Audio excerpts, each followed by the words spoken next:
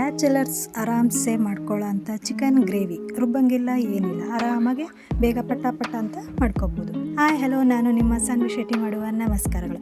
ಎಲ್ಲರೂ ಹೇಗಿದ್ದೀರಾ? ನಾನಿವತ್ತು ಚಿಕನ್ ಗ್ರೇವಿನ ಮಾಡ್ತಾಯಿದ್ದೀನಿ. ಬ್ಯಾಚುಲರ್ಸ್ ಕೂಡ ಆರಾಮ್ಸೆ ಮಾಡ್ಕೋಬೋದು, ರುಬ್ಬ ಪದ್ಧತಿ ಅನ್ನೋದೇ ಇಲ್ಲ. ಹೇಗೆ ಮಾಡೋದು ಅಂತ ನೋಡ್ಕೊಳ್ಳೋಣ ಬನ್ನಿ.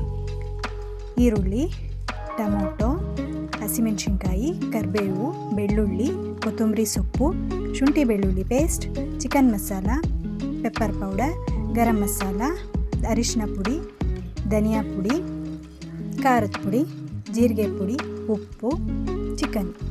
ಈಗ ಹೇಗೆ ಮಾಡೋದು ಅಂತ ನೋಡ್ಕೊಳ್ಳೋಣ ಬನ್ನಿ. ಒಂದು ಪಾತ್ರೆ ಇಟ್ಕೊಂಡಿದ್ದೀನಿ, ಅದಕ್ಕೆ ಸ್ವಲ್ಪ ಎಣ್ಣೆ ಹಾಕ್ಕೊಳ್ತಾ ಇದ್ದೀನಿ. ಈ ಥರ ಸ್ವಲ್ಪ ಎಣ್ಣೆನ ಹಾಕ್ಕೊಳ್ಳಿ.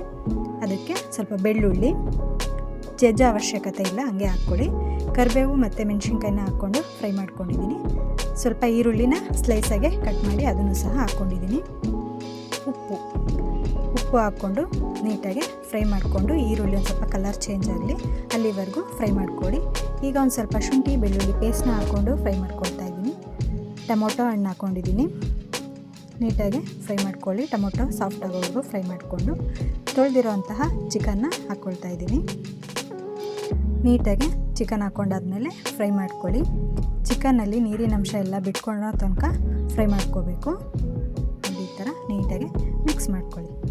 ಈಗ ಸ್ವಲ್ಪ ನೀರು ಬಿಟ್ಕೊಂಡಿದೆ ಚಿಕನಲ್ಲಿ. ಈಗ ಅರಿಶಿನ ಪುಡಿ, ಖಾರದ ಪುಡಿ, ಧನಿಯಾ ಪುಡಿ, chicken masala, garam masala, pepper powder, ಖಾರದ ಪುಡಿ ನೀವು ನೋಡಿಕೊಂಡು ಹಾಕ್ಕೊಳ್ಳಿ. ಹಸಿಮೆಣ್ಸಿನ್ಕಾಯಿನೂ ಸಹ ಹಾಕ್ಕೊಂಡಿರ್ತೀವಿ ಮತ್ತು ಪೆಪ್ಪರ್ ಪೌಡ್ರನ್ನೂ ಸಹ ಹಾಕ್ಕೊಂಡಿರ್ತೀವಿ. ಸೊ ನಿಮಗೆ ಎಷ್ಟು ಬೇಕೋ ಅಷ್ಟು ಖಾರಕ್ಕೆ ನೋಡಿಕೊಂಡು ಹಾಕ್ಕೊಳ್ಳಿ. ಜೀರಿಗೆ ಪುಡಿ ಮತ್ತು ಪೆಪ್ಪರ್ ಪೌಡ್ರನ್ನೂ ಸಹ ಸೇರಿಸಿದ್ದೀನಿ. ಈ ಥರ ಎಲ್ಲ ಪೌಡ್ರನ್ನ ಹಾಕ್ಕೊಂಡಿದ್ದಾದಮೇಲೆ ನೀಟಾಗಿ ಮಿಕ್ಸ್ ಮಾಡ್ಕೊಳ್ಳಿ. ಈ ಟೈಮಲ್ಲಿ ಬರೀ ಏನೂ ಹಾಕೋಕ್ಕೆ ಹೋಗಬೇಡಿ, ನೀರು ಗೀರು ಏನೂ ಹಾಕಬೇಡಿ. ನೀಟಾಗಿ ಮಸಾಲೆ ಎಲ್ಲ, ಉಪ್ಪು ಖಾರ ಮಸಾಲೆ ಎಲ್ಲ ಚಿಕನ್ ಗಿಡಿಯೋವರೆಗೂ ನೀಟಾಗಿ ಮಿಕ್ಸ್ ಮಾಡಿಕೊಂಡು ಅದನ್ನು ಒಂದು 2-3 ಕುದಿಯಷ್ಟು ಕುದಿಸ್ಕೊಳ್ಳಿ. ನೋಡಿ ಈಗ ಎಷ್ಟು ಚೆನ್ನಾಗಾಗಿದೆ, ಎಷ್ಟು ಕಲರ್ಫುಲ್ಲಾಗಿ ಬಂದಿದೆ.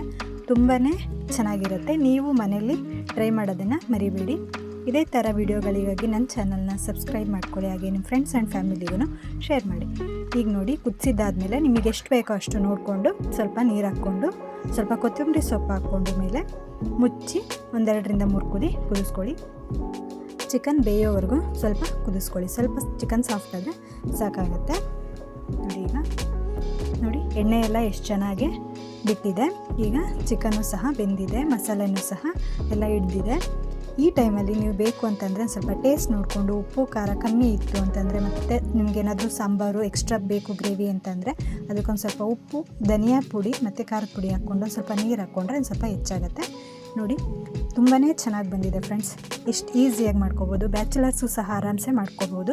ನೀವು ಮನೇಲಿ ಟ್ರೈ ಮಾಡೋದನ್ನು ಮರಿಬೇಡಿ. ಟ್ರೈ ಮಾಡಿದ್ಮೇಲೆ ಹೇಗೆ ಬಂತು ಅಂತ ಕಾಮೆಂಟ್ ಮಾಡಿ. ನೆಕ್ಸ್ಟ್ ವೀಡಿಯೋದಲ್ಲಿ ಸಿಗೋಣ. ಟಾಟಾ, ಬೈ ಬಾಯ್.